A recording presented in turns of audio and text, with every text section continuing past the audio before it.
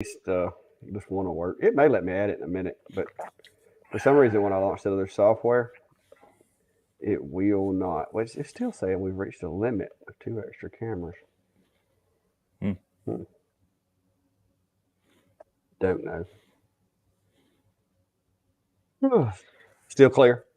Can you see me? Like non-Atari tonight. Who are you and what have you done with Clack? Yeah. Yeah, I got it hardwired over there, and everything's connected. So I guess that's only 11 people, man. We're kind of slacking tonight. Well, you know, daylight savings time messes with us all. maybe that's what it is. There's 16. See, I'm one of those. They're getting here. I'm one of those people who'd rather just stay on it. Let's flip it here in the spring and then just not go back in the fall because I like my evening daylight. I could care less in the morning. Yeah, they need to just go ahead and do away with it. I think that's kind of a little old school, and yeah, it still will not let me do it. It keeps saying we got 2 extra cameras already. Oh well. Guess that's no extra cameras. You might can put Can you put yours back up now? No, Because it won't let me. It's here got me blocked. It says you've got too many cameras already. Got a little sad face. Yep. See, there's my laser camera. Well, if anybody needs to see anything other than what they can see on this camera, it's going to be on you tonight, big man. You done blocked me on my cameras with all those extra ones. Because it is flat. I mean, it won't even. It's like I get like a little sad face. It says you've reached the limit. All right, guys. Yeah. Where's the chat? Hang on, let me get the chat up here. I was wondering why I wasn't seeing no chat.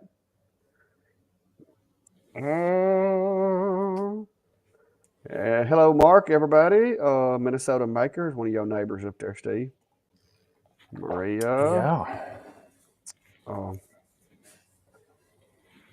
Oh, my hair's pretty tonight. Is it Brian? Yep, that's Brian. Yeah, I wonder if my internet's not adequate now, guys, we've got a problem. Not tramp to the machine head makes me sad.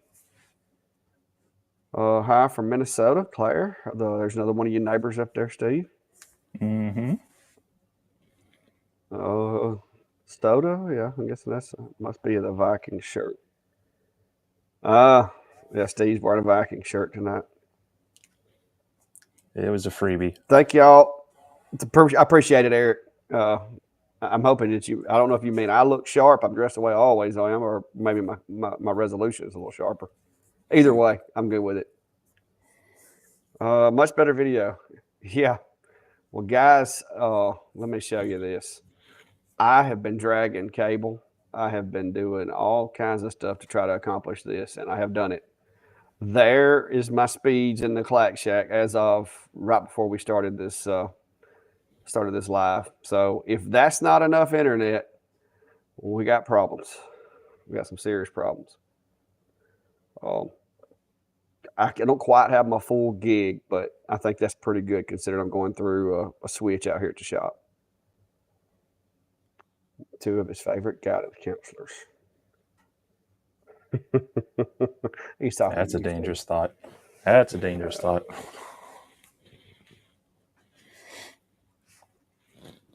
Ooh, somebody's got problems with their bed alignment. I thought he meant like when he said bed. I thought he meant like his serious real bed. All right. I think I've made it through. The resolution is great. Eric, thank you. Brian, appreciate you. Yeah, 2 minutes. I usually have pretty good internet. Like I said, guys, the problem. Okay, do I need to Photoshop the gray, guys? It's the lights. What it is? It's the lights up here, and that's what it is. It's just the gray. It's mostly brown. It just looks gray because of the lights. But how's everybody doing? Oh, we got 42 in here now, so they did show up. The Viking shirt was unsuccessful. And Steve, they said your hair looks great as always. It's because I'm wearing a hat. Well, Brian, I'm sure Brian will be in here in a minute to pay you some compliments. That's going to happen. He'll be on over here to do that in just a minute. Is my tracking still working? No. Yeah. Okay. Kind of. Sort of. Well, now it just messed Not up. really. Cut you half off. There you go. Well, it's a little slow. It's a little slow to catch up. But I did that because I noticed the other day I was kind of leaning, and then I'd stay there for a while, and so I was hoping maybe it would help. But it's probably not going to. Yeah, my wife said it is the light. See, it's brown, guys. That's it's the reflectivity of the light. That's all it is. Let me see if I can add this other camera again. I think Steve's got me blocked. Nope, still in timeout, Steve. We're gonna have to we'll have to remember that. Only one camera each at a time. Didn't know there was a limit. The name without the comment. Yeah. I didn't know there was a limit either. I thought the other day we had more than that, but apparently there is. But yeah, guys, I put a lot of work in trying to get the internet doing a little better, and it seems to be working. I'm actually hardlined, and I would show you, but I can't add my other camera. But I've been testing a lot of machines. Y'all seen the ASMR? Steve, did yours show up yet, or is it still in transit? Last I heard, they were going to send me tracking information on it, but I haven't seen that yet. Okay. Well, Steve's supposed to have one coming too, guys. It's the ASMR 10 watt. I've been pretty impressed with it for a 10 watt so far. And I've got you did get this.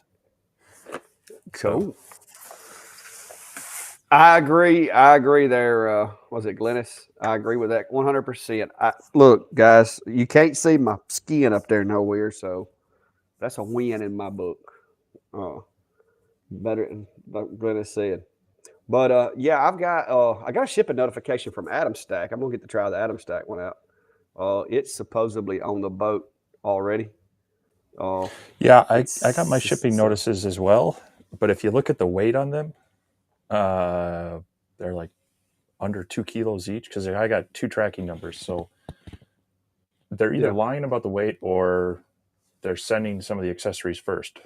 So we'll see what shows up. Yeah, they sent me an email and said that some of the stuff was going to ship early before the machine. Mm-hmm. The machine's still, from what I've been told, the machine's still in like manufacturing. I haven't seen one out there. So what they told me basically was that the machine was going to be a little delayed. They were going to go ahead and start shipping some of the accessories out so I could get used to them. So hopefully that's what's going on because I've got 2 just like you did. One of them, if you look up the product number, one of them is the cutting surface, and the other one is the rotary. I think it is. Cool. So that's why there's 2 small packages so far. And then I got the Falcon. Were you getting a Falcon, or I don't remember if you had one of those coming or not. But that thing's it's pretty awesome. But it's been kind of busy, so I haven't really had a chance to do a lot with them. Trying to fix the internet so that Brian will quit picking on me about my blurry picture. Try to get that straightened out. So been a lot going on. Well, you got to add the bathroom and kitchen out in the shack too now, right? Well, I'm getting there. Oh, by the way, if you didn't see it, guys, that's my new Tumblr. A friend of mine, Megan. Oh, that camera's going to go crazy trying to find it. A friend of mine, Megan, and I'll have to put a link down below. But she makes these things, and I did a job for her on a sign that she wanted engraved. And while she was here, I told her to make me a tumbler. And this is hand drawn like wood. She wanted to make it look like my cup was turned on a lathe. And I think she's done a pretty good job of it. So it's pretty awesome. But she does ship if y'all want some. She's got some crazy stuff she does. But shout out to Megan for that. Thanks. Appreciate you. But I'll have to find her channel. All right. We got any questions out there? Y'all better go ahead and get them out of the way because y'all know sometimes it takes us a minute to answer them. We might lose you in the comments. I got me a new monitor, so I can actually do multitasking now. Well, we'll see if that improves let it. Let me explain. I didn't get a new monitor, okay? Apparently, my wife is having a hard time seeing the TV that was in our bedroom, so I bought a bigger one. And the old TV from the bedroom got moved to the shack. So I've got like a 36, maybe 36, 37 inch smart TV now. So makes it pretty cool. Let me try that Phoenix gallery. All right, there we go. Yeah, let me know if my resolution starts dipping. It shouldn't, unless this computer is giving me problems. But I'm over here actually doing stuff in the background. All right, now I got the link. So here's her link. I told her I'd give her a shout out. So we're gonna throw that in here. There we are. Do you want to use electrostatic paint, Steve? I haven't played around with the electrostatic paint or anything. I've seen some people messing around with that and the powder coating type material, and mixed success with that on some materials. But I haven't tried it specifically to let you know if a certain amount of power is needed for it or not. It seems like some of that stuff you kind of got to get the colors. I don't know. When I was looking into some of it, maybe it was the powder coating powder, but it seemed kind of expensive for an experiment. Like you had to buy a whole set of colors, and each one was a little expensive. So, if someone's got a Not connection with, something. yeah, it's like if you knew someone that had it, you could just like, hey, can I get a little bit of each? That would be interesting. But definitely, I know a lot of people play around with some methods like that for adding color, and that would be fun to play with. Yeah. But no, I've thought about trying the powder coating thing, but I haven't really got around to that yet. I'm gonna go ahead and add this link to the Facebook page as well. That is that's the Facebook page for our group that we've got.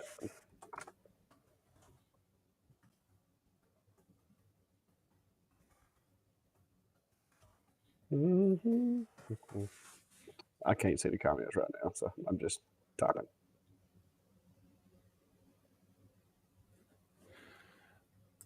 So Joe's asking about has anyone designed near zero clearance hold downs for the honeycomb? I've got some that are 3D printed that probably are about the top part's about an 1/8 inch thick, even with some of the shrouds and shields on there, that gets pretty close.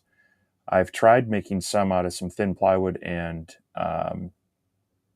rare earth magnets. I don't know if I have any right with me. They work with lighter weight material, but that's if it's flat and you're just trying to keep it in place. If you're trying to hold it down because it has a bend to it, it's hard. You need the thicker magnets to have enough holding power, is what I've found. So I haven't been able to find anything that's thinner than an 1/8 inch that really works well, other than if it's like something that's already flat.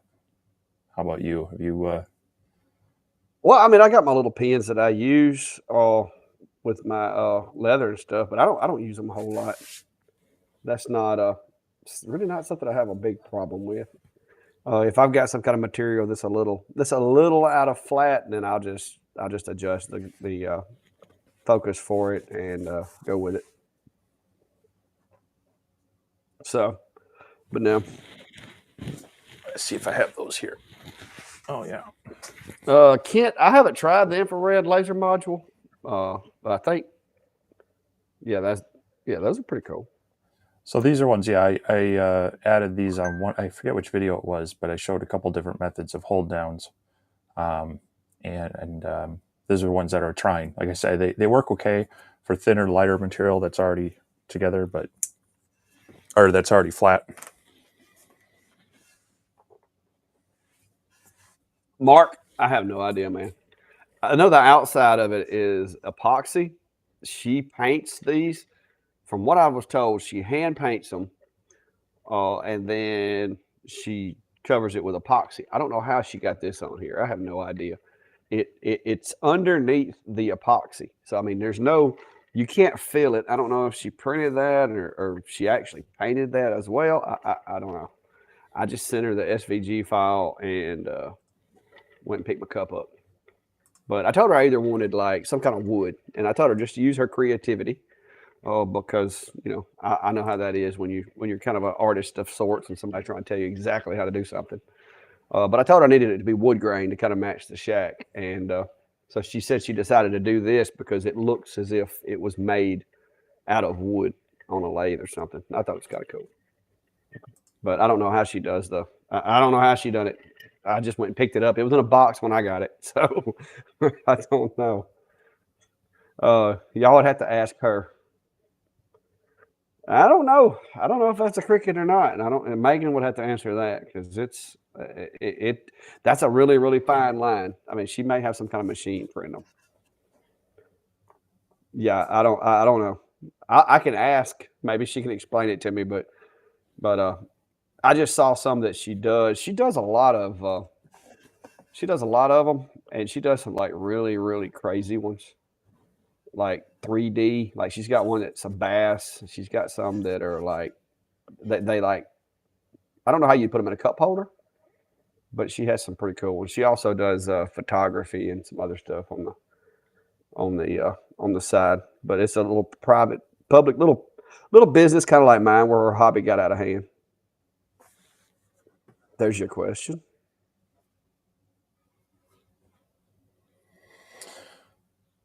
Yeah. Jack, I think you commented on one of my videos too about this. So that's in line with most of what mine are using right now. On my X tool, I'm actually using their pump, which is no more than 30 liters a minute on that. And I think if I remember right, you were using lower power to preserve your laser and multiple passes. And I think part of the problem that's adding to some of the char on top, if that's what you're talking about, is the number of passes that it goes through where it can't cut. The only way that debris and smoke is going to go anywhere is back up out instead of through. And then that can add to some of the surface staining you'll get around the cut. Adding some air to that might help a bit, but I think the trick is to have a balance of using a little higher power to cut through it in fewer passes so that there's less times that it's going over and spreading that on there. Hopefully that makes sense. Yeah, I agree. Because you want to try to punch through with the first pass if you can, because like you said, Steve, if you don't go all the way through the material, even if you're using air assist, there's nowhere for that air to go but down in the cut and right back out. If you punch all the way through, then the air assist will actually force the smoke and debris out the bottom. And if you're using a honeycomb and you've got plenty of air gap under there, it'll dissipate to the point to where it won't stain the wood, because that superheated like residue is what does all that yellow staining. It's not necessarily dust. Dust blows off relatively easy. It's that the chemicals and the liquid that is basically getting in an instant. Whatever moisture is in there is just turned into vapor, and so that's what's causing that staining. But if you can blow that stuff through the bottom of the material and out of the bottom, then you avoid that. That's why I actually do see a little bit of scorching, or not scorching, but staining when I run air assist while I'm engraving. But I know it's going to do it. I'm prepared for it. I hit it with some sandpaper and I'm done. But if you do not go all the way through the material on the first pass, you're going to get more yellowing than somebody that's punching straight through the first pass. I mean, there's no two ways around it. But yeah, I agree with you on that, Steve. 100%. The object of the game is to try to get through in one pass if you can without going too slow. There's another one.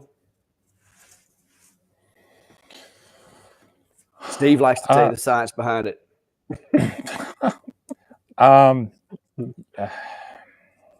Depends on your budget. Go ahead. So yes, they do make some that you can have as a bit of an inline filter. so you've probably seen some of them, like the small desktop units. I know both Clack and I have the ComGrow one, and that just vents out the bottom of the box, and there's no real way to capture that unless you put that inside of another box. If you look at some of the indoor grow tent type filters, they actually put the filter on the inside of the enclosure, and then they pull it through there, out the fan, and then outside, and that does some filtering as well, which would do some on one of these lasers. But again, you got to do that. But it's hard to do it kind of in the pipe. But there are some kind of mid-level ones, like why am I drawing? Like Monport. They have a filter that has both an inlet and an outlet duct, so that you could actually put that kind of in line and then run it through the filter and then run it out through another fan outside. So that would be possible. Other than that, you're looking at some fairly expensive machines and or enclosures to be able to put one kind of in between your laser enclosure and then the outside. So if you've got space to either put it in your enclosure, you can do that, or if you can build a box in line to put a filter in, you can. Otherwise, you're really looking at the BOFA filter units, and those tend to cost a bit more. Like you're looking at $1,000 on up, and then hundreds of dollars per filters that you got to swap fairly often.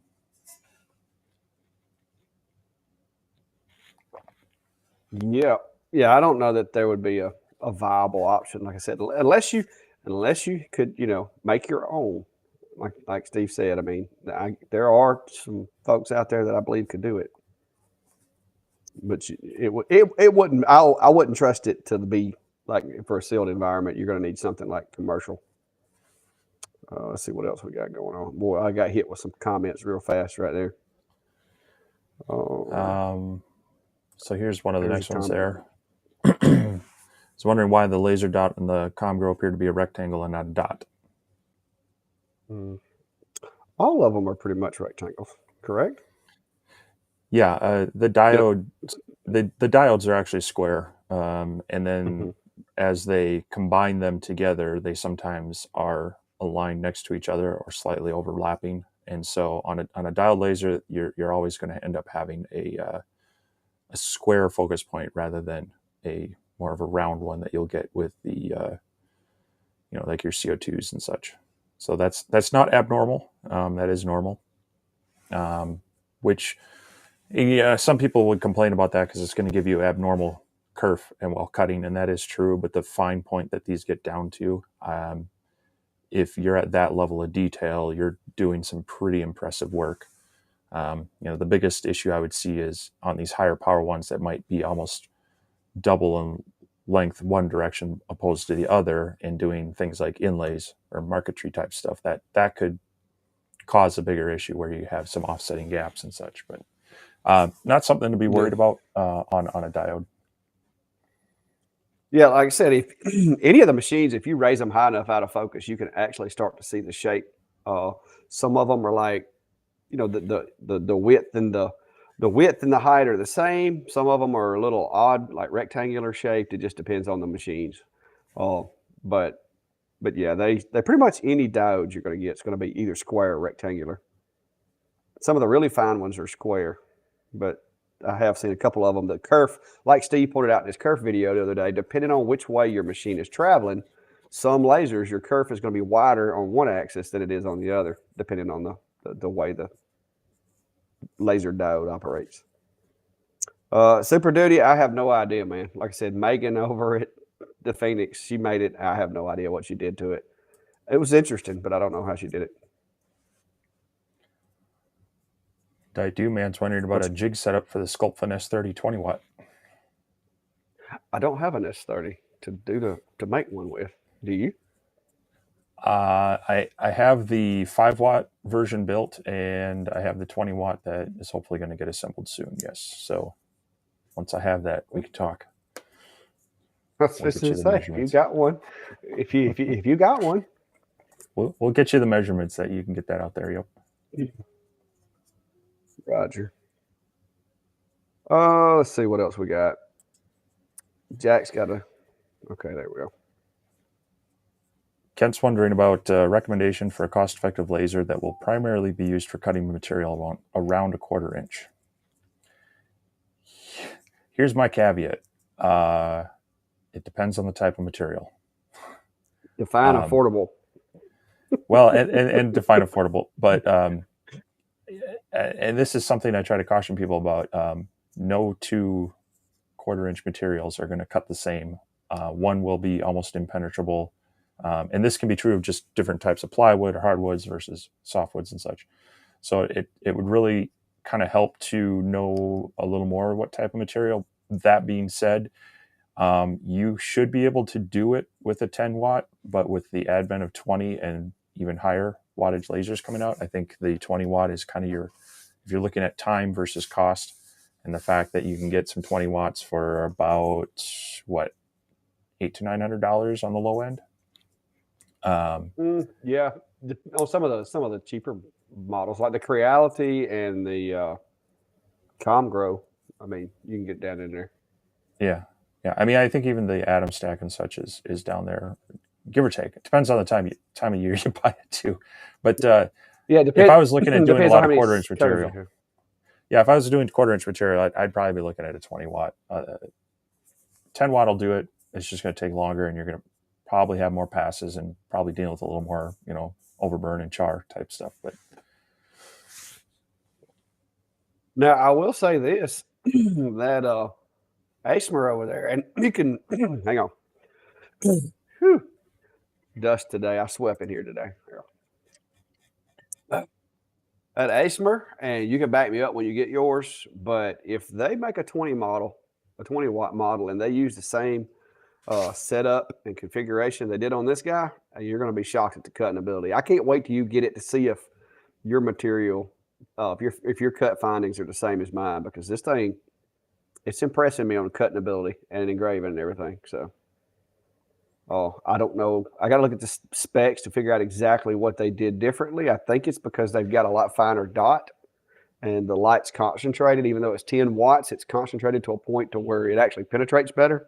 I think that's what's going on. But man, it is it's surprising me so far. And I had never heard of this company. And you can't find it on Amazon. The only place you can find the machine is on their website right now. But some people were asking me if it was available, and it is available on their website, but that's not going to be a U.S. shipment. I mean, it's going to be shipping from overseas. Yeah, and he mentioned there it's mostly plywood. So definitely with plywood, I'd want to go with the 20 watt. When you've got variations in glue, variations in the cores, depending on the type of plywood, you can find some decent plywood that's lighter weight. That still cuts pretty nice, or you can get some really nasty stuff that has glue layers that will just drive you nuts, because it'll cut through one spot and it'll just char in another. So yeah, I can. Kent, I actually got the editing done today. I've got it uploaded. It's doing some. I'm probably gonna go ahead and my preliminary, which basically is just 48 hours in what I think about it. That one should be out in the morning once everything processes. But I've got a couple of projects that I'm going to do. I picked up some. Let me grab a piece of it to show you guys. Now I paid way more than I wanted to for this stuff but I saw it. I was looking for some tile. I was looking for some tile to do, and I saw this stuff, and I was like, you know what? That's actually going to be pretty cool. And it's they call it oyster. What's it called? Oyster gray tile, but it's actually a piece of glass. Looks like right there, but it's got like a white background. So, just like you guys are, I saw this and I was like, you know what? That's I could probably engrave the back side of it and do it like a mirror and get a pretty cool engrave. So I'm gonna try this. I just hadn't figured out what I'm gonna put on it yet, but I'm gonna do it with either one of these two machines that I've got in to play with, just to see what it'll do. I'm guessing Steve's got a piece of it somewhere. I was actually getting ready for this one. So Brian's asking about this Lowe's plywood, and I had to travel to our other campus we don't have a Lowe's in town here. We have one in it's about 45 minutes away. Camera. We used to have a Lowe's. It was great. I had Lowe's, Home Depot, had Menards, Fleet Farm. I had a lot of options, but Lowe's was in the wrong spot and they closed up. But they have this 5mm plywood, and it's kind of a poplar based. And on one side, it's kind of this tan yellow color. On the other side, it's a little more red, but the surface of it is all smooth. There's no knots. It's not finished, but it's sanded. And this was a 4x8 sheet that I think it was after tax. It was right around $30. And so I bought a sheet of it while I was over on our other campus in the neighborhood, and thought I'd bring it home and try it out. So I've been playing with it. It actually engraves decently through that top layer. Now this, don't mind this X, because that's just a graphic, and their X is green, and that's kind of how it came out. And it cuts pretty well too. So I did a box video, making boxes and such, and so it cut through all this pretty well. A nice little. How many layers is that? I see it's ply, but how many layers? It's 3 primary layers and then a really thin veneer. I don't know if I can get that to focus on there. Yeah, but that's basically what I use. So a little bit. The layers are a little different on that, but I've got some of that you have there. Yeah, Brian, you're right. This is the 5mm Revolution ply, so it's supposed to be a sustainably sourced, no exotic woods and such. And so I went to Home Depot here in town and picked up their equivalent, and this is their underlayment stuff, which has a lot more voids and other things in it, but it cuts similarly to this stuff. Engraves a little bit better, I think.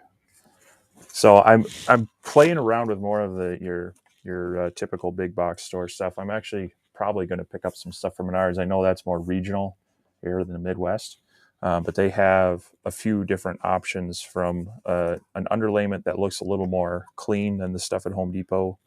They have a 1/4-inch sanded, and they also have what they call a Baltic. It's not Baltic birch, but it's a tiger birch. Ply birch but it's like 5 layer. It's not the 3 layer stuff. So our local Menards there was one other underlayment, but they don't stock it here, which I was disappointed in, because that's what I was going to try to pick up the other day. But yeah, I'm playing around with some of this, and maybe I'll try to put together a video, because I want to cut it on both some 20 and 10 watt lasers and kind of get an idea and a feel for it, to see if there's something that's more standard, or at least here in the US, that people can look for, maybe what to expect out of it.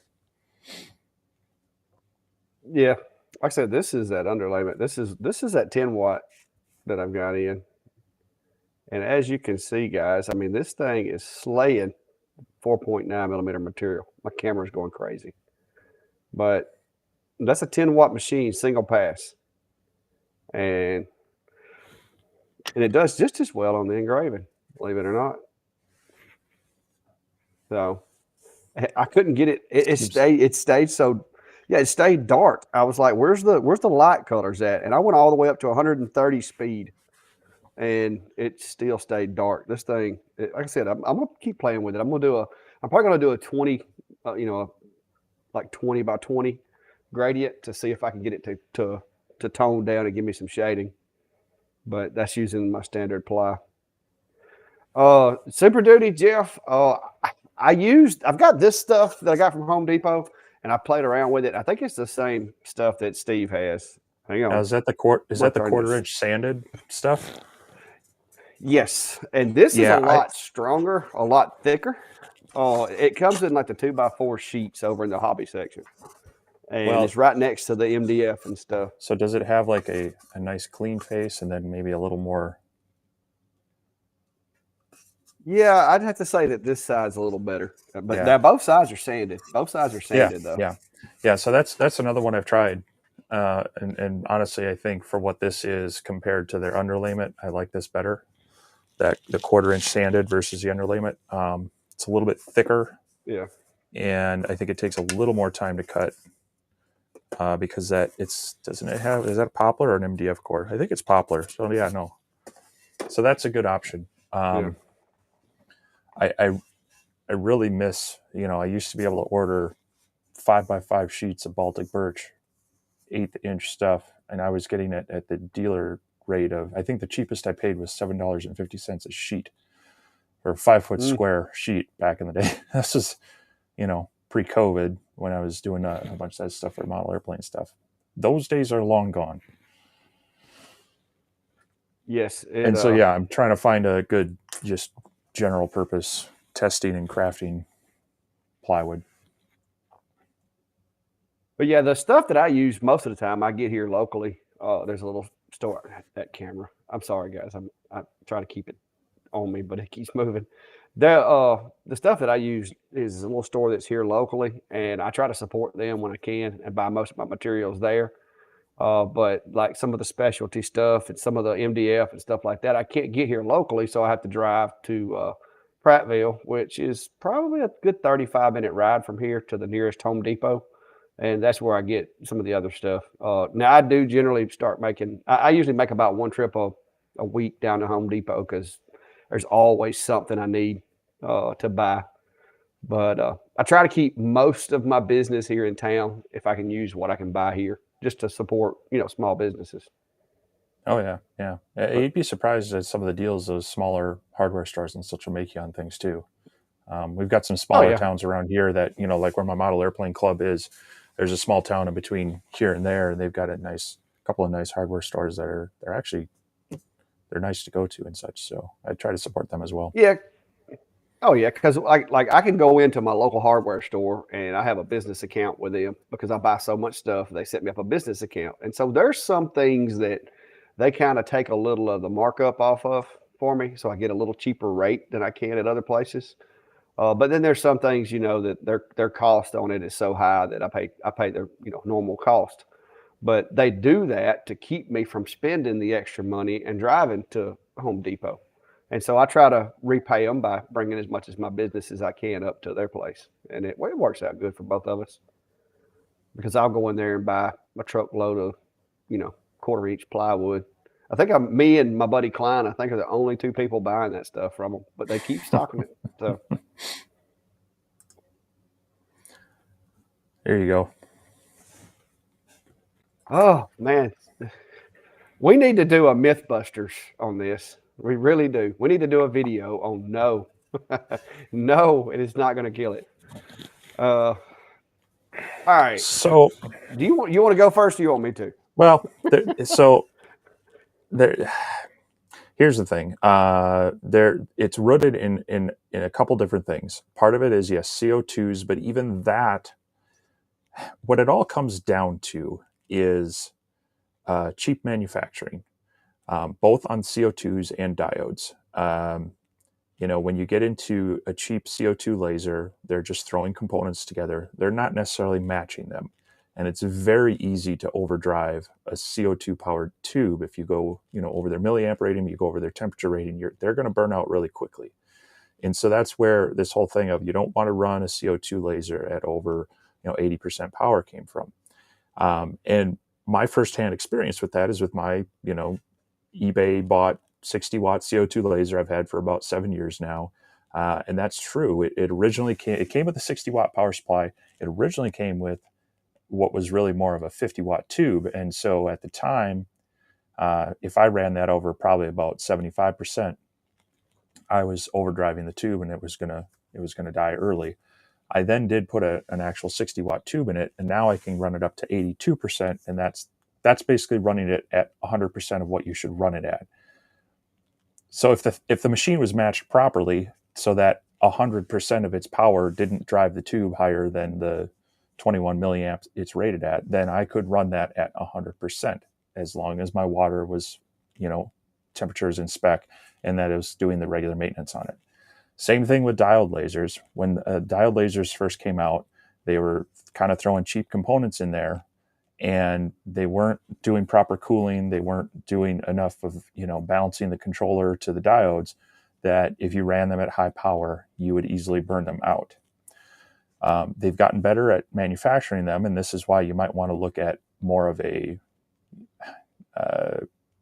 established laser manufacturer. There's people that come out with these all the time. You're like, I've never heard of them. Random place, they only offer one laser. They probably figured they could put these together cheap and make some money quick on them, versus the people like the Sculpt Funds, the Atom Stack, the Arturs, the X Tools, places like that have developed them over a number of years. They've got a little more reputation at stake, and they should be balancing them better. Yes, the running them at 100% is probably going to introduce more heat and such, but if you keep the thing clean and you regularly clean out not only your frame and your lens, but actually get some air through the module itself, get the dust off of there.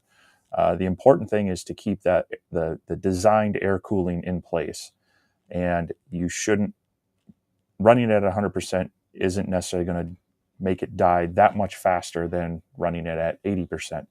Now, you could get into other parts of electronics where these are really, they control the power by switching them on and off at high rates of frequency. And so they're really running at full power in short bursts. And so the components that control those bursts, when you run it at a lower power, they're actually having to work harder to restrict that power to the laser. So basically what I'm saying is, throw another curve on it? Basically, I guess what I'm saying, and then I'll let you throw this in there because I'll talk forever on a while. If you maintain it by cleaning the module, keeping the dust out of it, and if you have proper airflow so that less of the smoke and debris gets cycled back in through the laser, that's going to do a lot more to keep the longevity of your laser than running it at too low of a power. People that are worried about it, I suggest stick around maybe 80-85%. That'll give you a little bit more length on your laser as far as lifespan. Not a whole lot, but it's going to keep you away from the absolute high power of it. But keep regular maintenance schedule on that. Make sure your airflow is moving through your enclosure properly. That's going to do a lot more to prolonging the lifespan of your laser. Now you can throw your curveball. Here's a twist for you, Steve. I understand that maybe people think that by running the laser at a lower output, it will save the diode.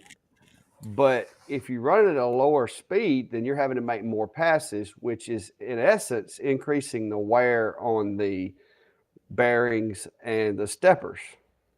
So, what good's the diode if you wear your bearings and your steppers out before the diode wears out? So, in my opinion, like you said, keep it clean and let that baby go. Let it run. Because the life expectancy of these things is like 100,000 hours. So if you shorten that by 10%, it's still going to outlive its usefulness, because by the time you wear it out, they're going to have a machine that's way better. I just don't think it's reasonable. Does it affect longevity of the diode? Possibly, but it's kind of like trying to get, if you had an original iPhone that you just kept and you didn't get it, you didn't damage it or whatever, you would have already traded that guy in and got an iPhone 13 or something. So I think there's you have to consider that, The cell phone companies would have disabled it before then. We actually had that at work on some iPhone 6s. They said, sorry, we're no longer going to support this protocol.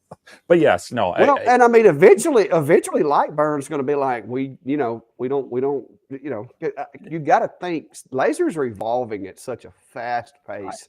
When I first got into it a little over a year ago, the 10 watt was that was the talk of the town in diodes. And now here we are, we got 40s, even talk of more powerful than 40s coming out. So, you're not gonna wear it out before you get ready to buy another one. No, yeah, you got 10,000 hours of life on that, and I look at it one of two ways. Are you a hobbyist who occasionally uses it? Good luck hitting that mark. If you're doing it for business, I'm going to go with the productivity and the possible, higher machine wear, because the productivity and getting the product out faster is going to outweigh the minor, over 10,000 hours and or whatever. I would go for the productivity over the cost savings of the machine. And again, I think it's, having the rest of your setup working properly, and yeah, Jeff, the X tool enclosure, it's tough to get that proper airflow through there. I see a lot of people who buy them to get started, and then they go, I'm going to build my custom one. And then that's great. That's why they're there. I mean, the ComGrow enclosures, the Sculpt funds, any of them, if for nothing else, that 70, 80 or more expensive ComGrow one, I mean, not ComGrow, but X-Tool one is better than nothing as far as containing the smoke and keeping you safe and healthy. But as you start using it more, you kind of learn what you want in it and how you would improve it. I mean, you look at Clack's enclosure and even mine, we've been coming up with ways that we're going to change this and improve it. So, yeah. But one more thing, and you hit on it, Steve, but I want to stress this to folks. If you think that slowing your laser down is going to save, longevity, I ask of you, if you're doing a job, take that extra time before you do the job to clean the machine thoroughly, make sure it's breathing good, then run it faster. And in my opinion, if you spend that extra time cleaning your machine, it's going to do you more good than if you slow it down or if you power it down. I've got an X-Tool D1 10 watt that does not have the little protective cover on it that I can promise you, if I wish they put a mile gauge on these things to where you could tell how many miles the laser had moved, but that thing supported my business by itself entirely for the first 6 months. And it's still just as powerful as it was the day I got out of the box. Now it looks a lot rougher because it's been used a lot, but I don't see it. And I know there's a lot of guys out there harping on that, oh, don't run it at 100%, but show me the science to where it makes any significant difference, and I'd be shocked. Pleasure.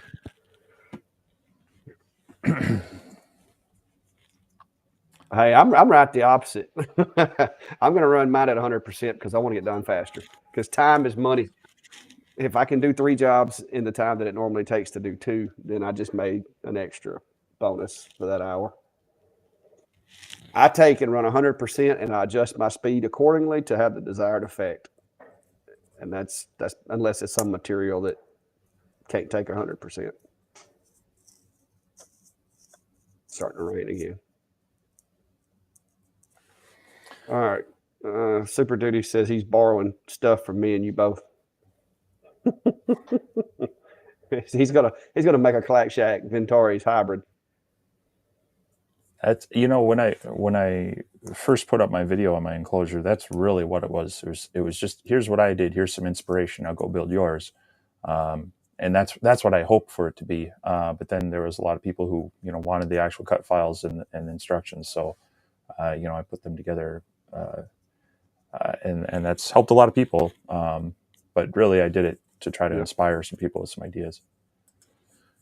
So along those lines of established, here's Eric's asking specifically me, but you've got good experience with this as well. Would ComGrow fit into established lasers? They've got their, what is it? It's the ComGrow ComGo Z1. The weird naming scheme on that. But that's kind of their only laser that I'm aware of.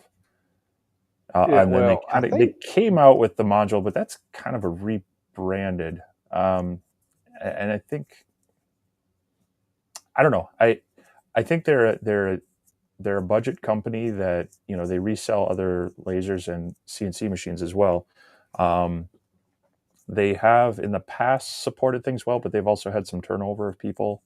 And I haven't seen anything new from them in the laser world in a while. Other than they came out with the 20, and it's, I don't know, I haven't seen much from them. I think they're just flying a different name. I'll be honest with you. If you go to ComGrow's website, let me make sure I'm being correct on this, but ComGrow and Creality are like, if they're not brother and sister companies, I don't know what. Because if you go to comgrow.com right now, there's Comgrow 3D printers and Creality 3D printers. So I'm pretty sure both of these are probably either made in the same factory or run by the same company. But I think they're just rebranding because they had such success with the Creality brand, with the 3D printers. And I think that's where that's going. Because like I said, some of the stuff that both of them make is it's kind of amazing to see that you got Creality printers on the Comgrow webpage. So I think they've moved their machine line over to the Creality now. That's just my opinion. I don't know, can't confirm that, but I think that's what's happening. I think that's where this Falcon that I've got, the module is performing remarkably like that Comgrow 20-aught upgrade that I had. And if you look at the testing I did with the results, it's almost identical.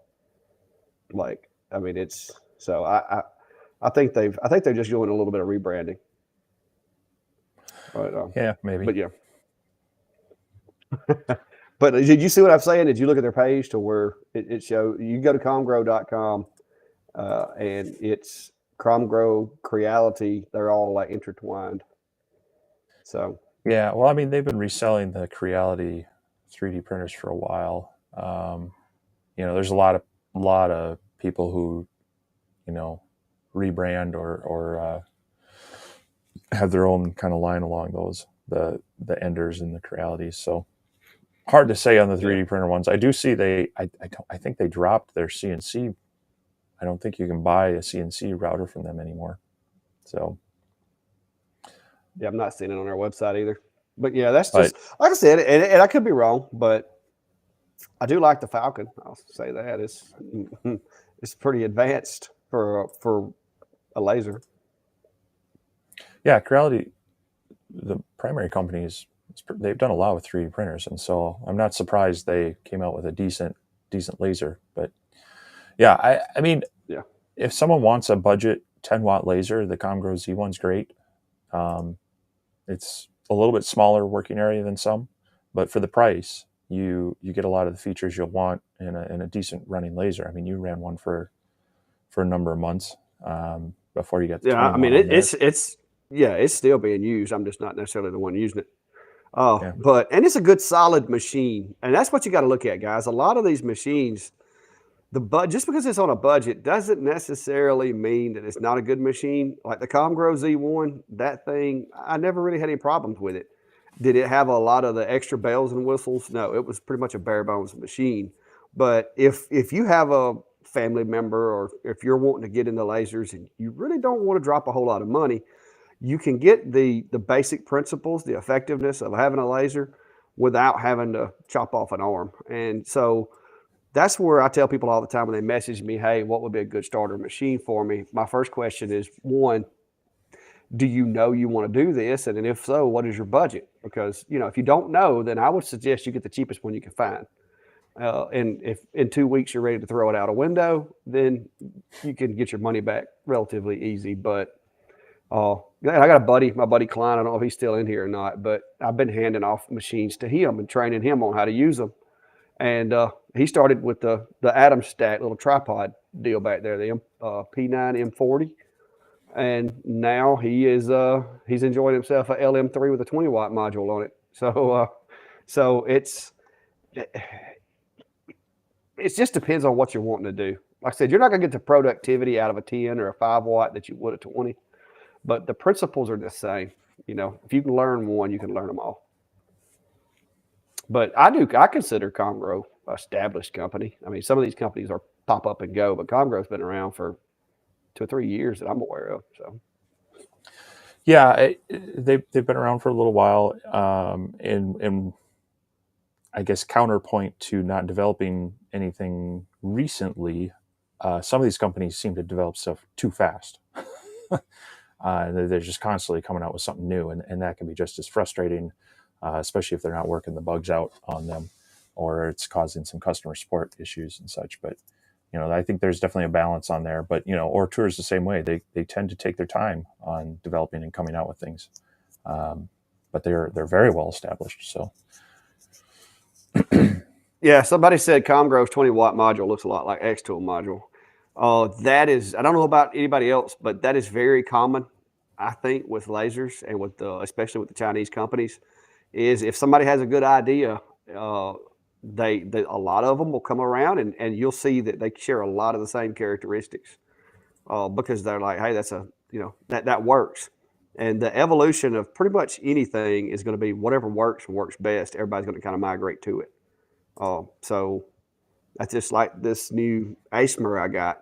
I don't know about y'all, but I get tired of the little plastic cards, having to slide that under my machine to focus. But they've put a kickstand on this ASMR that looks just like a Comgrow Z1 module, but it's got a kickstand on it. And so when they see things that people like, they're going to migrate towards those. So eventually they're all going to look the same, in my opinion.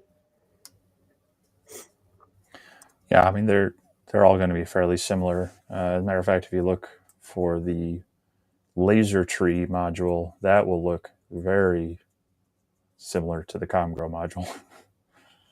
Yeah. Yeah. But yeah, I like when they take ideas from each other and build on them, not necessarily outright steal them and such. But yeah, I saw an interesting CNC machine yesterday that came out from SaneSmart that people are kind of nicknaming the Minifinity because it looks like a miniature Onefinity in many ways. It's not a complete copy, of course, but they did a lot to make it look very similar and build very similar and whatnot with a twist on it. Not sure what I feel about that, but yeah, it does look like a great machine. It's about a $600 machine. It's a 400 by 400 millimeter working area. And I think it sells right now. You can get an early bird deal for right around $500 and some dollars. It's for someone wanting to get into one, that'd be a great way to go. But there again, was it inspired or was it stolen? So, yeah. I just like Philip here. Philip's kind of like myself. He said he got him a Creality Falcon, the 10-watt, learned a lot, and then made enough money to get him an Atom Stack X30, which is the 36-watt. And so he's got the extension kit and picked them up. So, I mean, that's what it's all about for me. I mean, if you got a hobby and you can make a little money at it, then you can upgrade your gear. That's what I'm constantly doing. Kind of like upgrading the network here, so y'all guys don't think you need glasses or whatever. But yeah, the evolution of everybody's, what works for you, that's just kind of what you got to figure out. But there's a lot of good machines out there, and a lot of them, like forgot who it was that said it a while ago. Chris says is a lot of times you can get the clones or the similar machines. You can get those a lot faster because there's not as much demand, and sometimes you can get a better price. And it's a lot of the same technology. I'm not going to say it's exactly the same, but it's a lot of the same technology. So, see you there, Eric. But I tell you, I can't wait to get this ASMR. I wish they would just name one Bob or something. I can't wait to get this ASMR to try this thing out, man. I don't want to brag on it too much because I'm afraid it's gonna like go up in flames or something. But it's impressed me for a 10-watt. I'm kind of curious if they sell a 20-watt. But I've got that video done. It should be out in the morning. But everybody, if you haven't, I'm gonna try to drop it into the group here. If you haven't already and you're not a member, go on over and check us out. I'm gonna need to drop that link in the in the chat. Let me find that link. But you got it on there. Okay. Yep. I put it up there, but it didn't. It just threw it up. But that's where everybody's sharing. You share what you've done, your projects. It's just kind of a hangout place for all of us. So if you haven't joined the page, Steve said he dropped the link down there below, and go over there and check it out. And of course, if you haven't found Steve or myself on Facebook yet, go ahead and knock that out and go like those pages, because it does help support us. And we're trying to get Well, Jack, we're trying to get a good enough following. Jack, if you'll go look in that group we just posted, the plans are in there. But it's not I didn't do the entire thing because it's just a lot of work. But the basic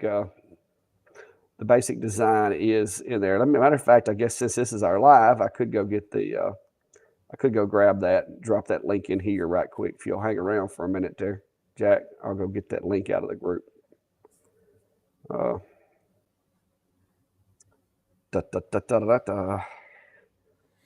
Files. Yeah, Jeff was talking about the Rolly machines, and I've seen some stuff on them, and they look interesting. Like Chris mentioned, they assemble and test each one before shipping, which is great. But yeah, I'm wondering how long they can keep that up and keep the price competitive. It looks like a really nice machine with about every feature you'd want on them. But yeah, I think they're limited in availability right now, so it's hard to get a hold of them if you haven't gone ahead and ordered from them already. So yeah, I've heard some people talking about that machine, but I haven't really sat down and looked at it yet. Steve will probably have one at his shop before too long. Steve's getting some good stuff lately. Well, I've had people, talking to me about things, and some things in shipment. I get a little worried here that they're all going to show up some Wednesday, and they're all going to be like, "Okay, you got it. Are you going to use it now and get that video out right away?" And like, well, y'all sent them to me the same day. I can't do that. So yeah, that's the way it happens over here. Is everybody's like, "I'm going to send you this, send you this, send you this," and then all of a sudden they show up. Yeah. There is the that's the file that I've got so far, guys. I just dropped it on Google Drive so y'all can snag it. But that's for EnclosureZilla. That's the basic dimensions and layout of it. Depending on how you set the lift up, your partition in there may need to be higher or lower than mine. So I didn't really put that in there because I did use magnets between the lift and the honeycomb and everything. And so depending on how you do that, yours may need to be higher or lower. So I left that part out of the group, but out of the blueprint.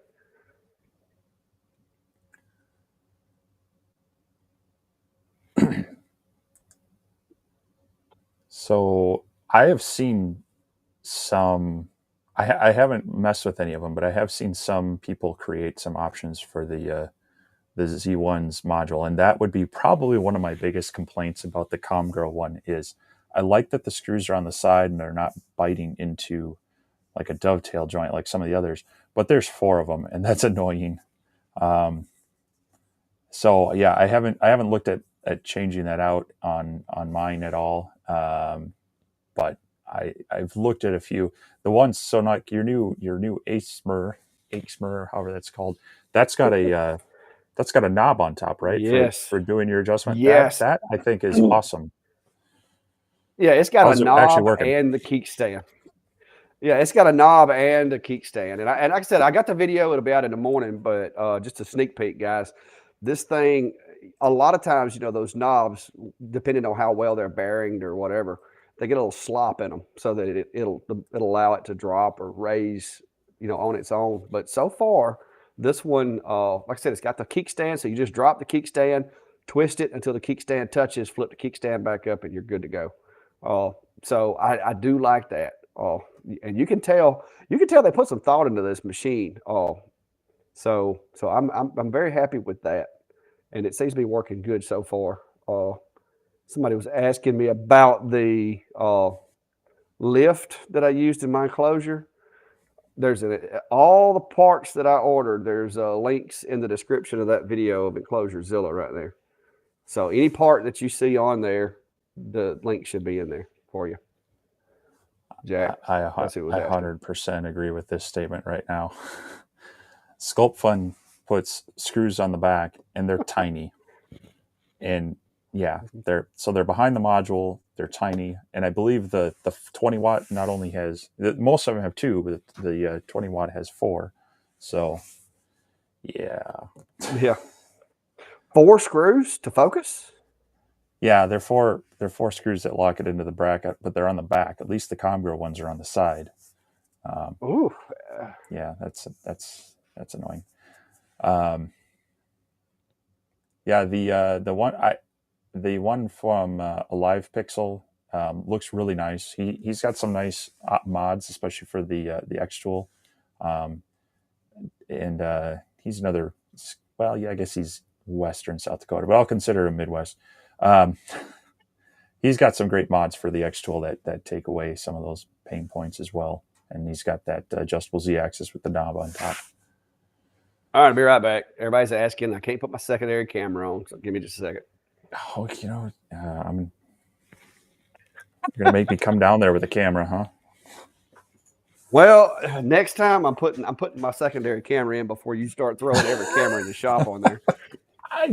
I added 2. Let's see how this is going to work. Good night. This is kind of big. All right, look up. Quit moving, camera. Here, let's do this. Quit moving. Whoops, wrong one. Oh, that didn't help, Steve. You just hid me. You gotta drag it, and drop it. Drag the little one. There you go. One of these right there. We go. Let me see if I can get this up here. God, this is tough without my GoPro. Let me see if I can set it down this way. Maybe this works.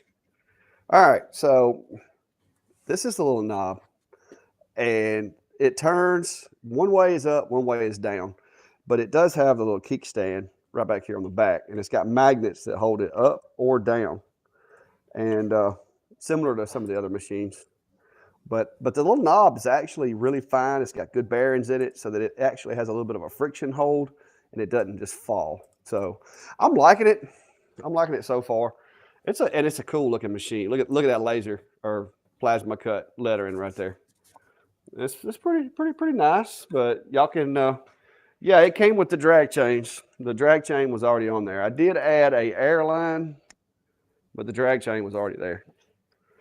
But the video should be out in the morning once I get a chance to go sit down and build a thumbnail and make sure I didn't do anything I didn't need to in the video. So, all right. Woo! Hey, you could have let me have the whole screen. That'd been fine. But yeah, I gotta get next time I gotta let me see if it'll let me put it. It may let me put it in there now. I doubt it. It's gonna be like sad face. Look.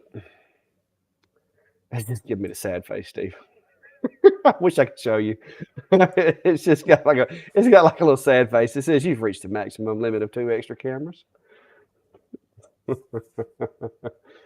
Oh, I wonder how long until enclosure Zilla makes it. I mean, it already has, Chris. It's hang on here. It's right. Stand by. I gotta move my TV around. Oh, hang on. Let me make this bigger, Steve. Oh, wrong box. There it is. It already has. There it is right there. But yeah. But yeah. The enclosure is it's been in a lot of videos, and like I said, look, we're on opposite sides now. That's gonna mess with me. Oh, okay, cool. But Jack said he's going to duplicate my efforts. Well, that's a good enclosure. Yeah, Super Duty. The machine build so far, and like I said, I don't want to talk too good about it because it'll blow up next time I use it. But so far, other than that, so you remember the software glitch you had with the Acer, Steve, to where you were about ready to throw it out the window.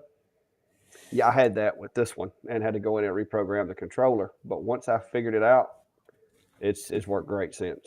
But Klein was over here with me, and it done got to the point where he was like afraid to talk because you know how you can get mad, and so he was just like he didn't want to say anything because he could tell I was getting mad at it.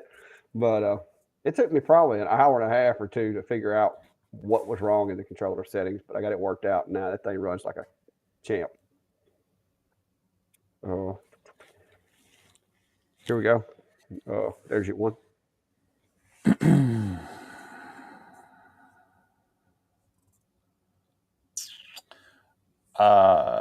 Is it the same color of powder coating? Because that can have an effect on it.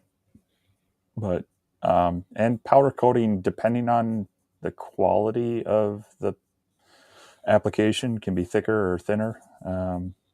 So the brand could have some inconsistencies to it, but generally you're going to get pretty close on them. But with the diodes, the color will affect it, and you may have to change that a bit. The only other thing is if you've got some sort of buildup getting on your lens, or I've had it where blasting material off that. If you have the air assist cone and you don't have enough air pressure on it, it starts collecting on there and it'll flat up, seal it up. And let's don't forget too, with powder coat, especially if you're getting these things in bulk. I think he's saying that the brand is TAL is the name of the cups. It could be an inconsistency in manufacturing to where one cup has a thicker coat of powder coat on it than the other one did, or like Steve said, a difference in the pigment, because color reflectivity does affect how efficient that the blue diode is going to cut through there. So that would be my guesses. Yeah, people look, Steve. So you get compliments, and I get called OCD. But yeah, it does mess me up because I'm used to seeing myself here, and if I'm here, yeah. So yeah, there's an order to things, guys. You can't tell by looking at my shop that I'm a little OCD. I can't help it. Hey, did you tell everybody that we may have an IRL meeting here before long, Steve?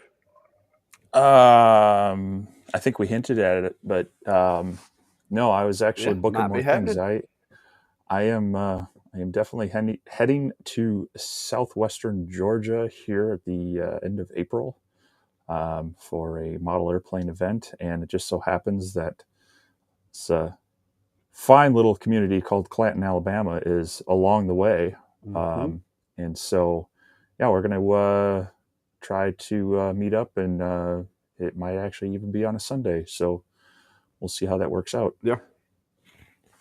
But yeah, and I even thought about riding over there and crashing the party in Georgia with you for a little while, see what that was all about, just to give you some company. But we'll see. Yeah. Well, I just booked because I keep kind of changing my mind on how I wanted. Normally, I've been traveling down with some friends. So yeah, Philip, I'm going back to Seth. I haven't been there in a number of years, but I normally travel down there with a group of people, but this time there's 3 of us, and I'm the solo guy. So I've been toying with, driving down, hitting hotels. I've been looking at some campers. We sold our pop-up camper, but I've been looking at either renting or borrowing one, possibly dragging that with. Everybody does the van life thing, but that just seems kind of weird. I don't know. Plus, I got to haul a bunch of airplane stuff with me too. So, but yeah, I'm definitely going to be making an effort to swing by the Clack Shack, check it out, see Enclosure Zilla myself. Yeah, we're going to try to work something out. Like I said, we got a little while between now and then, so we'll figure out what all is going to go on. But we're gonna do something. We can't just let an opportunity like that go to waste. I really was hoping Steve would be able to stay for a while and maybe put him on a sawmill, see if he's got any sawmilling skills or something. But it may just be a short time. Nah, Norbert, I don't have a pop-up camper, but I got a buddy that's got pop-ups and RVs and stuff. So that was not my pop-up. My wife she would not have approved. At least that's the story that he's sticking to. Oh, no, it's not mine. Trust me. I know better. She's done told me, my wife, I do want a camper, and I'm going to get one eventually, the closer I get to retirement. But my problem right now is I don't take enough time off, because if I'm not working at the PD, I'm doing stuff here, or I'm working or going to ball games with my daughter. So right now, a camper would just sit out there and require maintenance and require upkeep, and that's not something I need currently. Now, fast forward about 3 years, and things may change. I may go get with Super Duty there and go ride around in his portable workshop / RV that he has. So no, Chris, it's not that I don't get along with them. My wife has a rule that she doesn't go outside to use the bathroom, and if it doesn't have a bathroom, she ain't staying in it. So that's basically pop-ups are out of the question. She says she has to have indoor plumbing. There are some pop-ups that have a bathroom shower. They're pretty weird.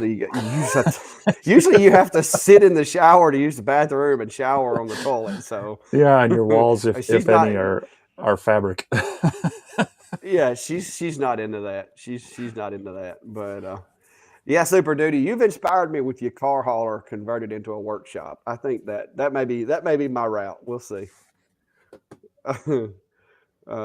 What kind of pocket knife do I carry? Well, it depends. Depends on the occasion. If I'm working in the Clack Shack, I got me a little cheap DeWalt right here because I tear them up, and I pick these up at Tractor Supply. But every situation dictates. I also have window punches and seatbelt cutters on ones that I wear when I'm at work. So it just depends on what I'm doing. But I've always got one. But these are cutting around circle. Here's one that was before that too. News fans asking about options for limit switches on the original X-Tool D1. It's difficult when trying to use absolute coordinates. Yeah, that can make it. So you got a couple options. You can get, I think there's a couple people that have, there's a jig that you can attach to the corner of your X-Tool, and you need to manually place that in that jig for your starting coordinates each time. And that's kind of the poor man's way to do it. Otherwise, I believe Colby Schmidt has I think he calls it the Devil 1 mod that swaps out a lot of the parts, adds limit switches and some of these other features that you'd like on it. It's a little more involved. It's not necessarily just here plug and play. So you want to be okay with probably swapping out your motherboard on your laser and mounting some things. But that's a way that he's added limit switches to the original D1, and he sells that as a kit. I don't recall how expensive it is though.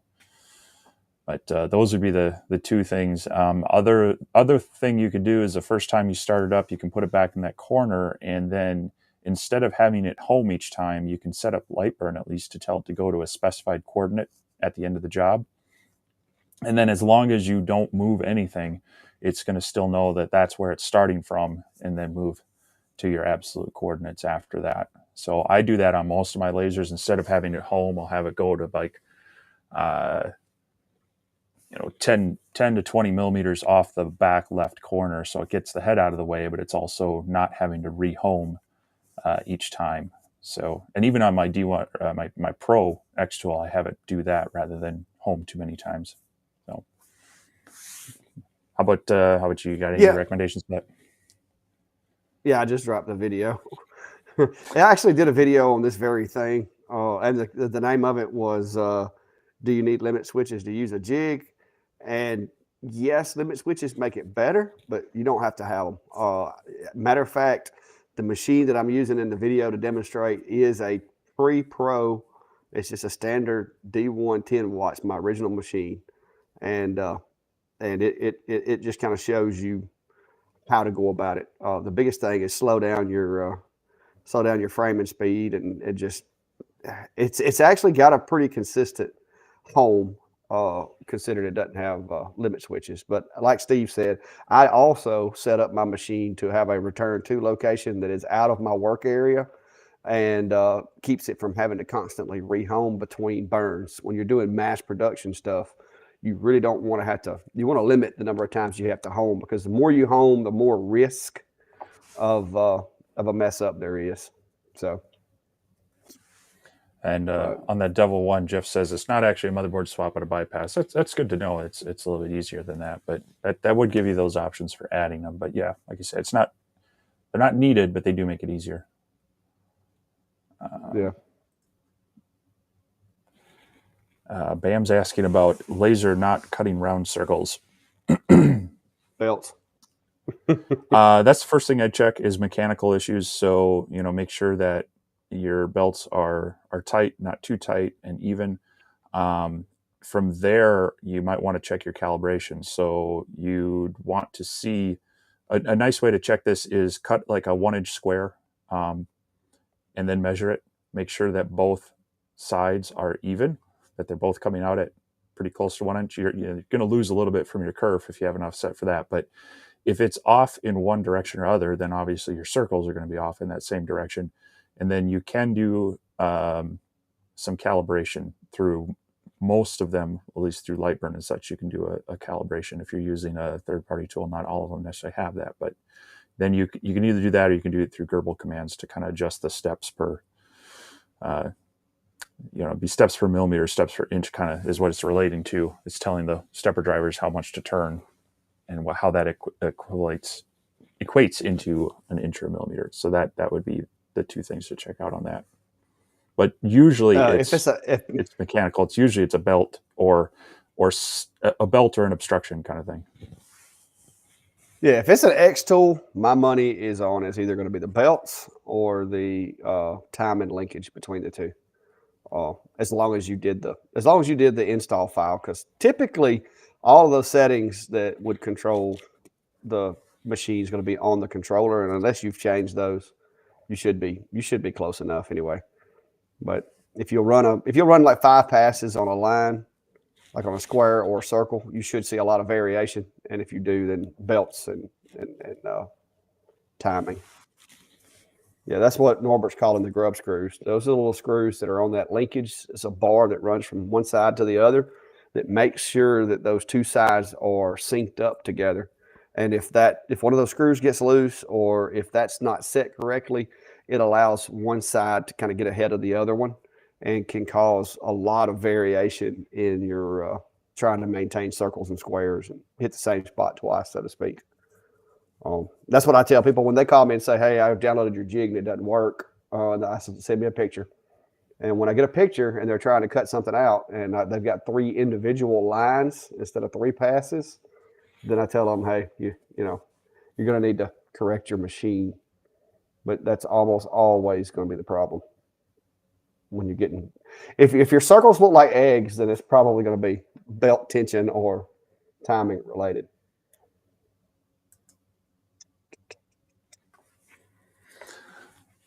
Doing tumblers in Lightburn. Best setting from absolute coordinates, user, or current? You got to run current with a rotary. With a rotary, I usually will set it to. I'll either put it at the top or the bottom of my logo and run it from current, or sometimes I'll put it in center. Depends on the object. But I generally run from current position. So much easier. Definitely not absolute coordinates. I'm not even sure how you'd really figure that out on a rotary. I mean, I'm not going to say you can't do it, but you're going to need a camera for framing that because, well, no, you can't do it with a rotary because you only have one axis. Your other axis doesn't work. So yeah, I use current. I set it where I want it to start from, and then make sure that I've got a reference point to, whether that's center of my artwork or, bottom center or top center. Just kind of depends on the object I'm working with. That's where I usually have the best luck. Yeah, when I get that new rotary, and I'm going to do a tumbler video. I've actually got a lady that's wanting me to do a set for a wedding. So if Adam Stack will hurry up, I can use theirs to do that video because right now I don't have a Chuck rotary. So I'm hoping that thing will get here. That just reminded me of something. Mm-hmm. Anyway. But let's see. Here we go. Wait a minute. Oh, Steve can talk about this one too. I'm digging having two monitors because I can do stuff on each one. It's actually nice. There you go, Steve. I'll let you go first. Science guy.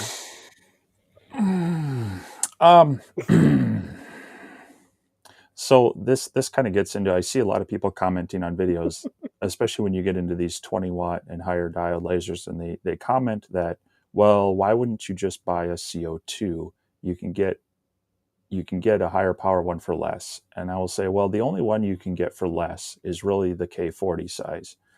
And it's a CO2, yes, it's a 40 watt, but you also have to remember you're limited to about it's a 200 by 300 millimeter, about 8 by 12 inch working area, and it's all enclosed. And you got to worry about mirrors and cooling and all that.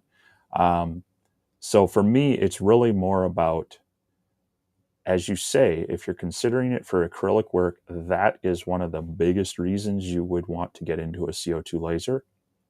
And as long as your work fits into that smaller cutting area, it's a great machine. It's not going to take up a lot of space. It's not going to cost a lot, because really the next step up from there is 50 and 60 watt machines.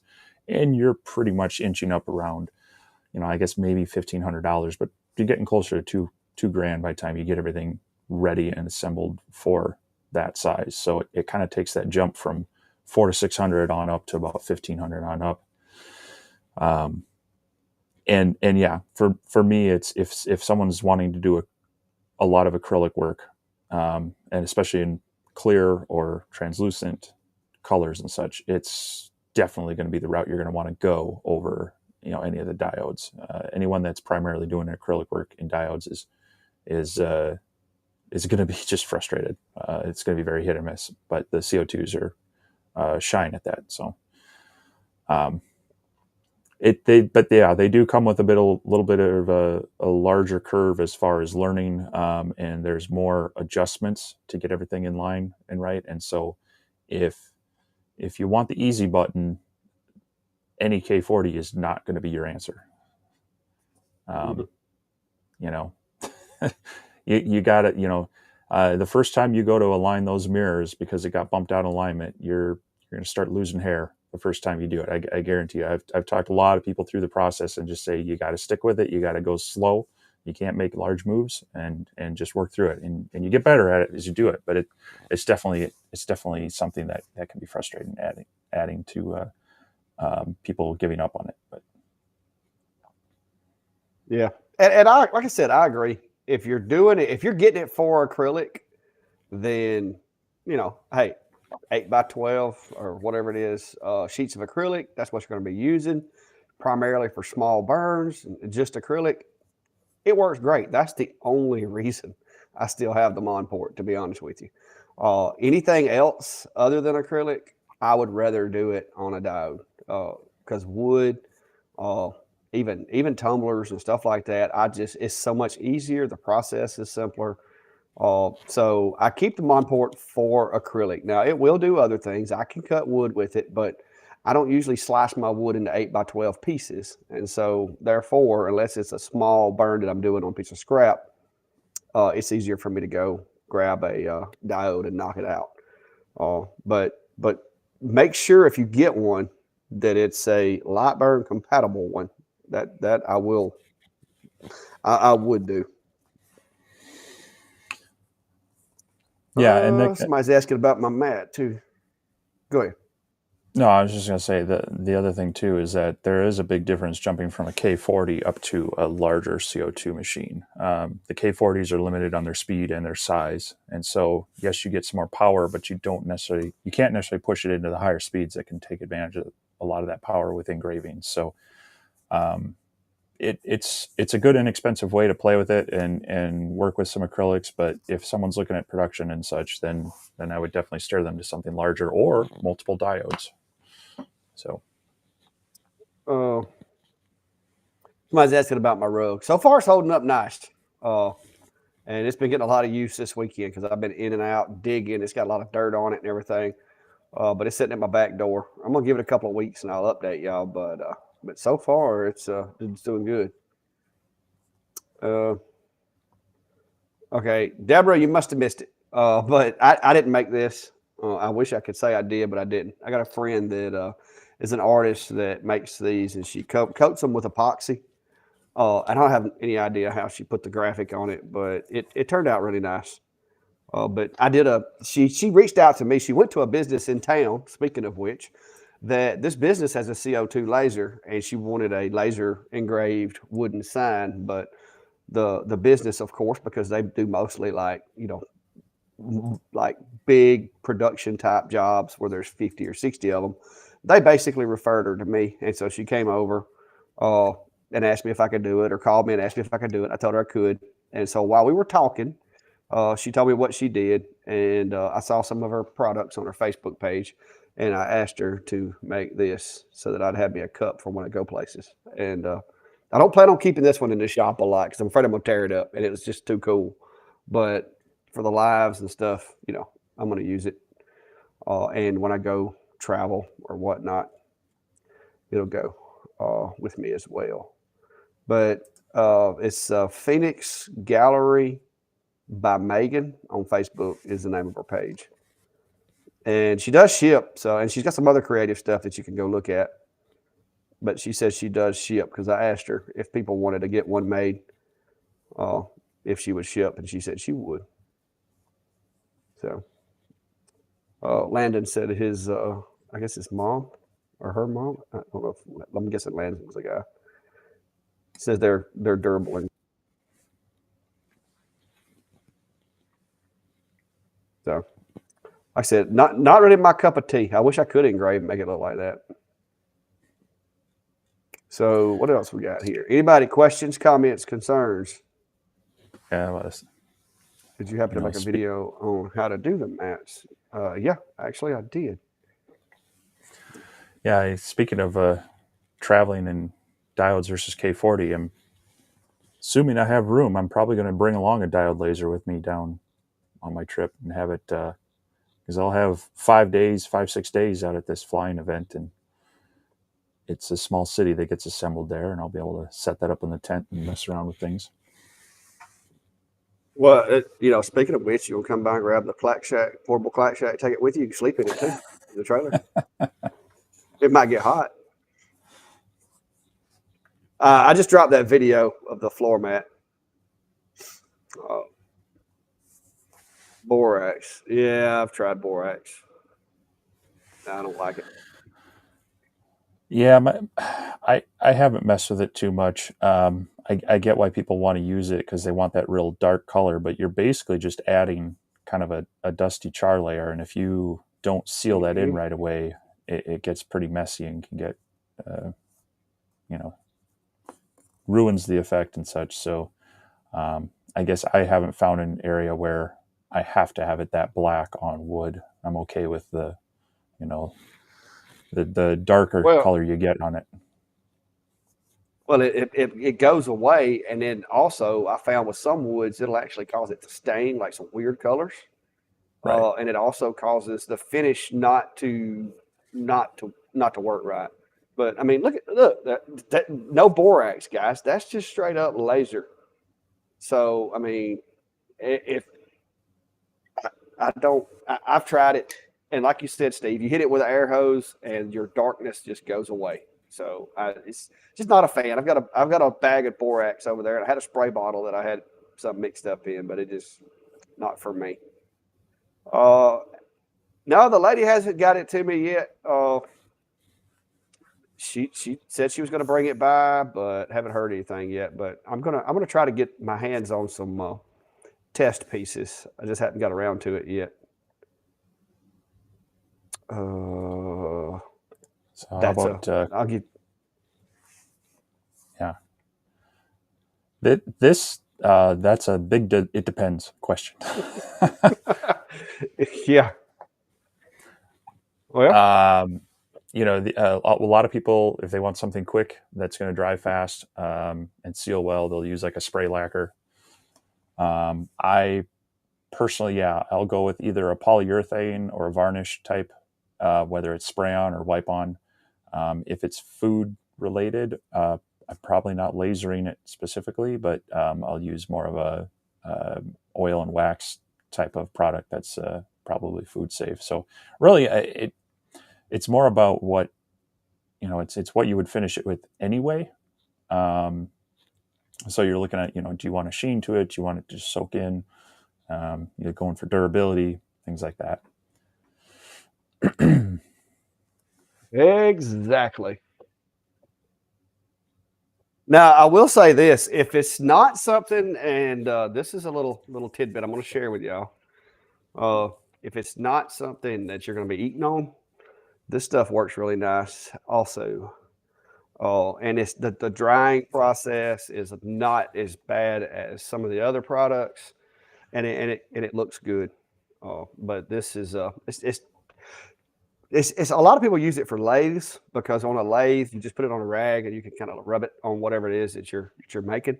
But I use it on the lathe as well as using it on a lot of my projects I make that I want to dry kind of fast. But I do wear gloves with it because it'll irritate your skin. I did find that out. On cedar, yeah, any wood. I mean, cedar too, but any wood, that's your options. Polyacrylic, polyurethane, or wipe-on poly, or mineral oil if it's going to be eaten on and not cooked. But there's some other stuff with beeswax and all that for cutting boards, but we won't get into that. So I think Sharon's asked this a couple times and we missed it. I was wondering about direction on wood grain on laser bed, vertical or horizontal. It really shouldn't matter. It's more of if there's a structural need to your part. So, for example, while cutting out something like this, where the grain is on certain woods, you get a thinner tab like this that can cause a weak spot. Now, this is 1/4-inch cherry, so it's not weak, but that might be something to take into consideration. And also in engravings, the grain can have an effect on, if it's like a photorealistic one or even just a solid engraving. So you might want to match your laser travel of the engraving with your grain. But as far as cutting and just general stuff, it really shouldn't matter which direction it goes on in your bed. Yeah, like I said, structural considerations as well as interference from the grain in pictures and stuff, because and some wood burns different than others. So then that grain can pop out in places that you don't really want it. So I don't know if you want to take this one. I'm trying to look through. Production. Oh my goodness, that's yours. I don't know that. I don't even know what that is. Yeah, no, RCM Magazine. They have not been in existence for a while. It was a great magazine. They used to offer plans quite a bit, and I built a number out of them.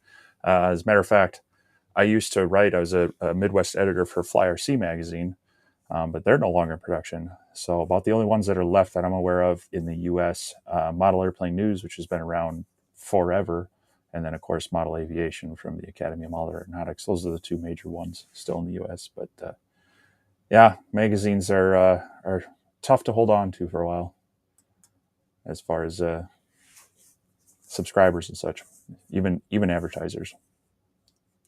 Everything's gone the way of the internet. So I think the cedar wood thing, that was James was asking about recommendations for settings on burning images. I don't know that I have my thing handy for that. Depends on what power output did you see? 10 watt D1. Cedar wood. 10 watt. 10 watt D wood with cedar. Is it Eastern or Western? Is it white cedar, red cedar? I think a ballpark. I mean, you'd want to run your test. Now, there's a test that I run that you can get from LA Hobby Guy. It's his kind of all-inclusive test. This is part of it. And on a 10 watt, I would probably start running this around 5,000 to 6,000 millimeters a minute.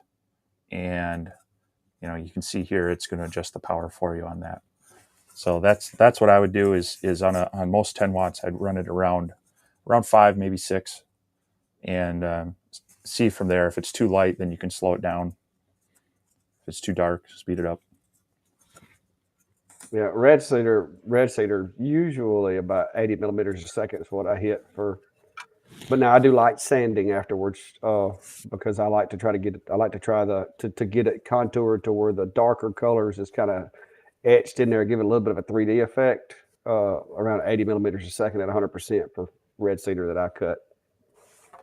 But each thing's going to be different. Like I said, your best bet is to do a test, like Steve's saying, and then just pick the one that you like, and go from there. What is the best way to align your project with the H or P20? You want to answer that one, Steve? I think I'm biased on that. You build a big enclosure and stick a camera in it. Is that your bias? No, for alignment, you use a Clack Shack jig with a squaring jig on there. Wow. The interchangeable jig kit with a squaring jig that keeps it square. All right. And a camera does help for, like, if you're not cutting, if you're engraving, it does help to align things. But the best way is with a Clack Shack interchangeable jig kit. Yeah, with the 8s or 20, because of the way their head is, it's hard to see even if it's hard to see the dot even if you turn it up quite a bit. So yeah, using a jig is probably the best way. Camera's going to get you pretty close as well. You hadn't seen what I did to mine, have you, Steve? I'm not sure. Hang on. Let me take a picture and send it to myself here. You can, Jason, fix that issue. Go ahead. Oh, did you take the bottom shroud off? Yeah. Yeah, because you can take that off. And that's an option. That does help. But even then, just a second. I got a picture. A jig's going to be the best way to really get it spot on. So, Jason is asking about the ComGrow camera boom and if it'll attach to the 8er with the external attachments. I don't know if you found yours, but I think the problem that I've noticed is the 8er it's quite a bit. The rails are quite a bit taller, and so no, I don't. Yeah, and a lot larger. They're a lot girthier too. So I don't know that would work. I mean, you could use the little because it did come with a foot that you could mount it to the work surface, and if you had it on a work surface, you could do that, and that would probably work. But here's the H'er. This is how you fix it to where when you're squaring or you're framing, you can see what you got going on there. That's what you do. If I get that chat out of the way. Yeah, I just got that out. That's what it looks like if you take the shroud off. There's 4 screws total in the bottom end of that machine. 2 of them hold the air assist cone on, and the other 2 hold the cover on. So I took the 2 screws out, took the cover off, and I like it much better. Now, waiver, it is not as safe as it was before I took that off. It's much less safe, but I run it in an enclosure, and I've got laser safe glass on the enclosure, so that wasn't a concern that outweighed the inconvenience, like Steve said, of trying to frame and not being able to see that dot. Because when you extend your machine, you can't rotate that cover to where the window is facing the outside of the machine. So unless I stick my head up in the enclosure, I can't see the dot with it in its current configuration. So I had to take that off.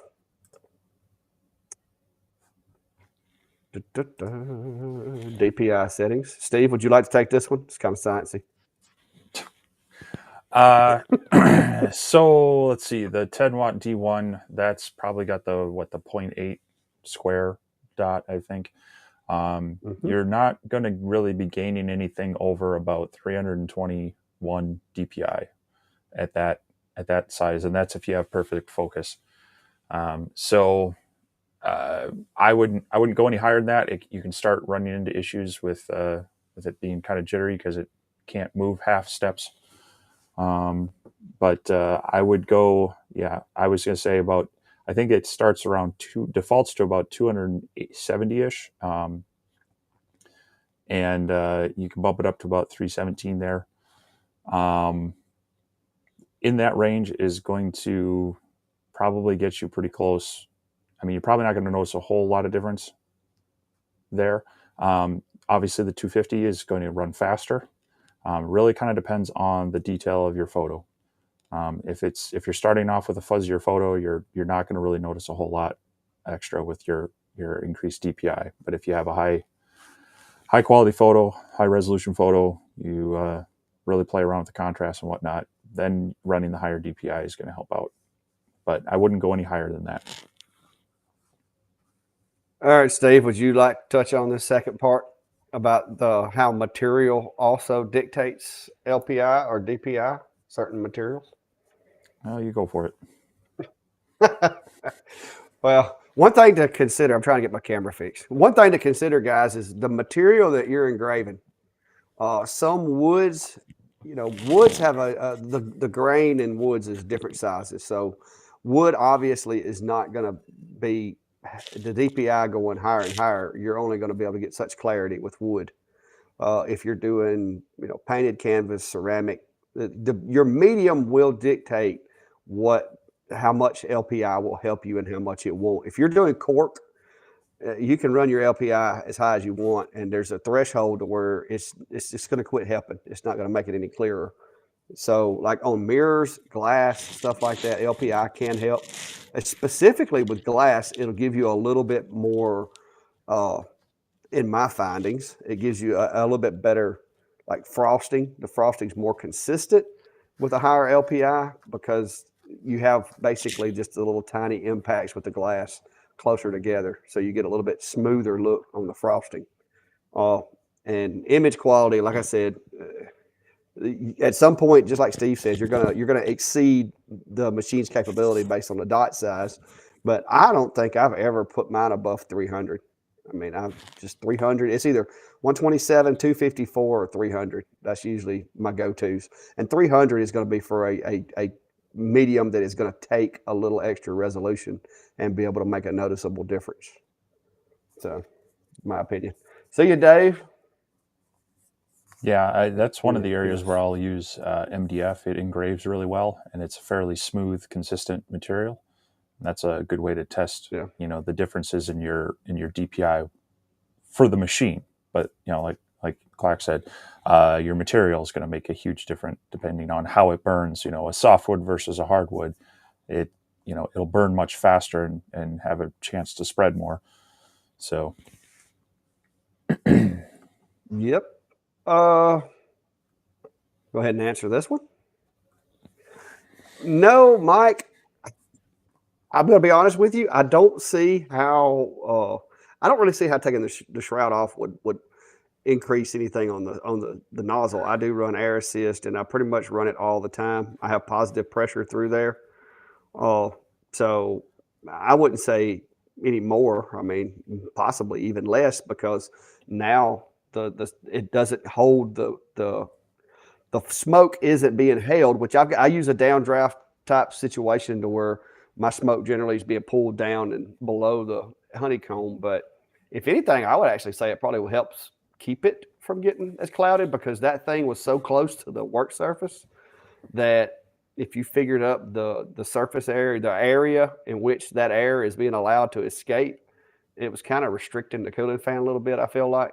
So I think it probably will actually do a better job of keeping the nozzle clean. So just my opinion. Like I said, I haven't really done a test per se, but I've actually considered even shortening the air assist nozzle just slightly with some sandpaper because it is still really, really close to the work surface. Yeah, I was going to say I agree with that, where removing the shroud is probably more likely going to help with moving that vapor away, and it's going to have less chance to get trapped in there, and your cooling air moving through the module is going to have an easier chance to escape and not get restricted. So, yeah, like I said, that's just my theory, but I mean, it sounds like a viable theory. mm-hmm. There you go, Steve. Have a number for the limit switch? So, sure. It's nothing too fancy. It's your typical limit switch you'd use on any one of these. I'm trying to find the link for it. Here we go. I will grab that. Sorry, 1 minute. But it's just your typical, three pole, normal open, normal closed option for your limit switch. And then that gives you you can choose, do you want the lights to turn on or off as the button is hit. So, and yeah, I do, it is on my list to do a little more video overview of that. I've just been trying to get the time and get the things together to do that. Yep. All right, guys. Let's see, what time is it? 10-minute warning. we've been staying a little late. But 10-minute warning there. So if you got questions, go ahead and drop them. If you haven't already, go check us out on Facebook, myself and Steve. We're trying to build Facebook up as well. And also, don't forget about the laser engraving community page. And give me just a second. I'll be right back. I got to step out for a minute. So, Jack, as far as the shrouds, I think what they're going for is that these are open frame lasers, and they were trying to include some safety from the flashback. And the only way to do that is to try to contain it. And so, from using it in its raw form without an enclosure, that does add a fair amount of safety to running these lasers. But yeah, they do tend to get in the way. Both have it sometimes hitting material when things pop up, and kind of cutting back on the airflow a little bit. Yeah, I mean, I agree with them putting them on there, especially from a liability standpoint, because they don't want people getting hurt with the machines and saying that it was a lack of engineering or whatever. But I do wish they would understand that some of us would rather have them not on there. So I wish more companies would allow, taking them off, not to make them look bad or not to cause any kind of a functionality issues. Because if you focus the machine using the little sandwiched piece of acrylic and you take that shield off, now you're back to try to figure out how to do a focus. So yeah, Ortura does a nice job with theirs. So they've got the air through the module, and so you don't have to disconnect anything. You can just take this off fairly easily. You get the right side, and then you can actually take the nozzle off. All toolless for easy maintenance and such. So they had made it a little bit easier to deal with that. You can see all around it, and it's probably just as effective as the others for the most part. Yep. One more thing, guys, if you hadn't already, if you don't subscribe, please. I'm trying to make it to 10,000. I'm so close. It just ain't quite getting there. I'm trying. Trying to make it there. Hopefully within the next month, I can get there. I know, Steve, you hit 5 the other day, so yep. Halfway to that mark. Yep. It's downhill to 10 now. You're over the hump. A little momentum there, and if I can keep up with it, we'll see how that goes. But yeah, well, how did the network perform tonight, Steve? I mean, you're brutally honest. I said, you're brutally honest. How did my network perform tonight? Have you seen any issues so far? No, other actually, than I couldn't add another camera. Well, you're just gonna blame me for that. But yeah, no, it seemed much better. Weren't any weird video or audio issues. So that's great, because my wife knows how much work I put in, and I think my buddy Klein knows. But I put in some work to make this happen, guys. I got like my own little. I sent you the picture earlier of my own little server wall I had to build here in the Clack Shack because I didn't have a patch room. I appreciate that, Jack. Jack says it's must-see TV for him. Well, Clack's hair is better than that. Well, it is actually clearer, but it's not happening with the white situation. But I'm just embracing it, guys. If y'all did what I've done for the past 20 years, you'd have gray too.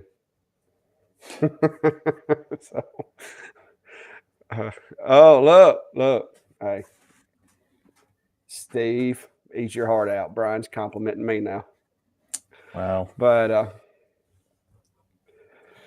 But yeah, guys, Steve and I, like I said, we get these machines, and I like the fact too. Lately, it seems like me and you getting a lot of the same equipment. So you can kind of look at it from the technical approach, and then I can kind of look at it from the redneck approach, and we can figure out, the ins and outs of it. So I really like that. That way we can compare, and that's why I can't wait for Steve to get his Asomer over here and try it out. Because I want to see what his perspective is. Because everybody has different perspectives, guys, depending on what you're doing with the machine, what your expectations are. And in my opinion, the more people you can have put input into it, then the more of, I guess, dependable analysis you can have. And so I trust Steve's judgment. He points out things about machines sometimes that I overlook. And then sometimes I point out, easy fixes that he may overlook or whatever. So it's I like doing that. And I know we both got the X tool, because you've got the 20-watt X tool D1 now. Mm-hmm. So you're just getting your feet wet with the Pro though, right? Yeah, this is the first Pro machine that I've had. I've been running with the original D1 about the same time you got yours, or around the same time. But yeah, I hadn't upgraded. You had yours before I did, because I watched your review video when I bought mine. So yeah, I've had a few more of their accessories and such, but yeah, no, it's part of the one thing I don't like, and I guess you sometimes see it with the lasers and such, but I've seen it a lot, especially in my RC hobby, is people put out these unboxing videos that tell me nothing, or someone will, use a product for like 10 minutes and say, oh, this is great, it does this, and the other thing. It sometimes takes me a little longer to get my videos out, but I put them through some paces. I want to make sure that what I'm seeing is consistent, because there's been a number of things, whether it's in this hobby or other, I'll get something and something's not working right, or something's going well and it either breaks or I figure it out, and my initial response could have been good or bad, and that'd been skewed. So yeah, I do take a little more time and try to do a little more scientific approach to some of it, and to really figure out the ins and outs of it. But yeah, it is fun to kind of compare and contrast how even you and I use these machines, and what we get out of them. So yeah. Let's see. Somebody was asking about dust buildup. You're going to need to clean that thing pretty. You're going to need to clean that thing pretty regular. If you've got good airflow, it shouldn't just get crazily dusty. If it is, then you may want to look at maybe upping it a little bit, or maybe opening up. If you've got a big fan, just make sure you've got positive pressure coming through there. And if you still have plenty of positive pressure, you might want to add a little bit of intake to it to allow a little more airflow. But you're gonna get some dust in those fan blades. That's just the matter of the thing. But it shouldn't be terrible. So I always just kind of clean mine up and blow it out a little bit before I use it, especially if it's going to be a long, drawn-out job, because the last thing you want is to not do that and the machine overheat. And it like Steve said, electronics do not like heat. That is the killer of all things electrical. So you want to avoid that. Yeah, I mean, he mentioned he built your first enclosure. As much as you can get that airflow below the laser head and even the inlet, so that the air doesn't have a chance to circulate above it, that'll help. But I've noticed on mine, running through some tests, cutting this different plywood and doing engravings and such, I'm noticing, especially on the red, it's easier to see. I'm seeing that dust build up on the top of that pretty quickly. So it's definitely something to keep in mind. Just take a pause and dust, blow it off, clean it out, and keep going. Mm-hmm. Yeah, somebody said a drag chain made a difference on their Pro 20-watt. That's one of your followers. Yeah, drag chains are cool. Getting on that D1, especially that rear cable, if you can get that out of the way, it has a tendency to sometimes get in the way of even those limit switches and such. So it'd be great to see those on more, or just some way of getting those cables out of the way better. But sometimes it's the aftermarket, the stuff that really makes the products shine.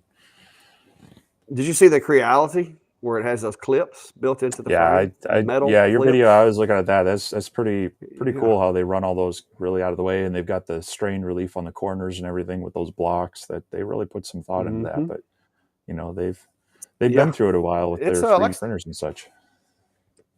Yeah, I got to do some more videos with that, and that's what try to look for some. I'm gonna do some project videos this week, hopefully, guys, because I've got the Creality Falcon 2 22 watt as well as the ASMR 10 watt that acts like a 20 watt. So I'm going to try to get some project videos out with those two machines and kind of show you some of the things that I like about them. There's one big one with the Creality, and we've talked about it tonight, and that is the lens cover on it. It's built a lot like the ComGrow 20 watt, where it's not removable. I've developed a plan to fix that, but we're not going to do it just yet. And eventually, I will be getting rid of that shield, but it's going to require some modification. So I'm going to wait until I've thoroughly tested it, so that if anything bad happens, I'll know it was something I did. But keep it coming, guys. Like I said, if you hadn't already, Laser Engraver Community on Facebook. Steve and I are through there pretty regular, checking on things. I've got some shared files that I've been dropping in there. Some of the people that are in the group are making some files that they're donating to the cause for different things. It's just a good place to hang out, share your work, pick each other's brains, and it's just, I enjoy it. Like I said, guys, I do this because I enjoy it primarily. That's why I got started. YouTube just kind of sprang up as a result of it. And I'm having a blast doing this, and you guys asking the questions and you guys watching the content and asking for content. That's what drives me to want to make it bigger and better. And I appreciate it. And like I said, go join that group. Check out Steve's page, my page. Give us a like on Facebook, because we're trying to get those things up there as well. And I'll hand it over to you, Steve, there. Yeah, no, thanks everyone for hanging out tonight. It's great that we can at least be entertaining, but hopefully helping out some people with some questions and such real time. And as Clack said, hit up the Facebook pages. Make sure you subscribe to both channels so you can catch any of our content. And we'll see you again next week. Yeah, and I'm glad my internet worked. Again, I'm glad it worked. Y'all be safe, guys. Have a good night.